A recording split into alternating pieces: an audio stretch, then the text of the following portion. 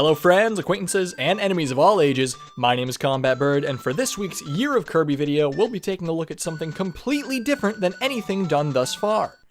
Kirby Tilt and Tumble. Tilt and Tumble released on the Game Boy Color in the year 2000 in Japan and 2001 in America, and it decided to take the Kirby series into a completely new direction. They actually implemented motion controls into this little game, and they worked surprisingly well. Motion controls? On the Game Boy Color? Preposterous! Actually, yes. Nintendo implemented a 4-way tilt sensor into the game cartridge itself, allowing for the player to tilt their Game Boy around, rolling Kirby in any direction. Considering the success of the traditional Kirby formula, this was actually a pretty risky move for a Kirby game. A completely new gameplay type that might not even appeal to old players, let alone new ones. But that risk totally paid off as the game received good reviews overall and apparently maintained that Kirby charm that the series has become known for. In fact, that was the first thing I noticed. Despite the complete change in gameplay, it didn't take long at all for Kirby to show his cute self in all kinds of ways. From his rolling around the map, bouncing off the various obstacles, to his trademark dance after you've completed a world. It's all here. I swear, at this point I'm convinced that Kirby can do no wrong. He is but a simple ball of happiness, and the world is not ready for him. Now, in terms of the controls, let me preface the rest of this video with something. Being that I have no way of capturing video off of a Game Boy Color, and most certainly don't have enough money to purchase a Game Boy player and the required disc with it, I had to use an emulator for this video. This in and of itself isn't a huge issue, but it definitely made the controls feel a bit different. In some ways, it felt a bit easier, just directing Kirby around with a joystick. But at the same time, it was very hard to get used to the idea of being gentle with it. I would constantly end up making Kirby jump just because I tried to slow down too quickly. So while I did play through the entire game, keep in mind that my control setup was a bit different than what you'd get playing the game traditionally. Kirby Tilt and Tumble goes with a typical level progression system, where you must get from point A to point B in a level, which will then lead you to the next level, which will eventually lead you to a boss. And once the boss is defeated, a new world unlocks and you start the whole process over again. At first, this system feels pretty enjoyable. Each world has a completely unique feel to it, and each one introduces more and more hazards.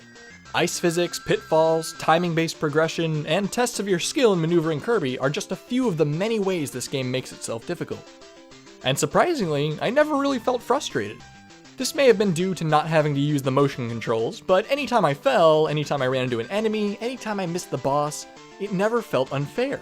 The game also adds a couple of extra mechanics occasionally, such as the ability to raise or lower platforms to fire Kirby forward, or having panels in the floor that only appear when you're holding the corresponding button. Having these functions was a simple little idea, but it really makes a massive difference in the variety of the levels. All it takes is having one of these in a level, and suddenly you're doing a lot more than just rolling Kirby around. You're controlling the world around him and making it do as you please. For the sake of the Kirby gods. Now, as great as the game seems so far, Tilt and Tumble did have one pseudo-major flaw. While this game takes about as long to complete as your average Kirby game, roughly 3 hours, there are only 3 bosses in the entire game, and that includes King Dedede, who you only fight once technically. Your other 2 are the Observer, a giant eyeball thing that rolls around the arena trying to knock Kirby out, and Kracko, who in my opinion is typically one of the more difficult Kirby bosses, but now he's been reduced to the easiest. His fight is ridiculously simple, even for Kirby standards. I say this is a pseudo-major flaw because as fun as the rest of the levels may be, it always felt a little sad getting to the boss of a world just to find out that it's a rehash of the same boss you fought before. I know this is pretty much a spin-off Kirby game, so I shouldn't be so harsh on it, but I can't help but think that if this game had had a larger variety in bosses, it could have been something great. Heck, as the game currently is, it was setting up to have a sequel released on the GameCube, but sadly it was cancelled. Anyways, regardless of the bosses being a little bit disappointing, this game is still absolutely worth playing. It still has all the same charm you're used to, stellar level design, and a new type of gameplay that up until this point was only really done in the occasional marble rolling game.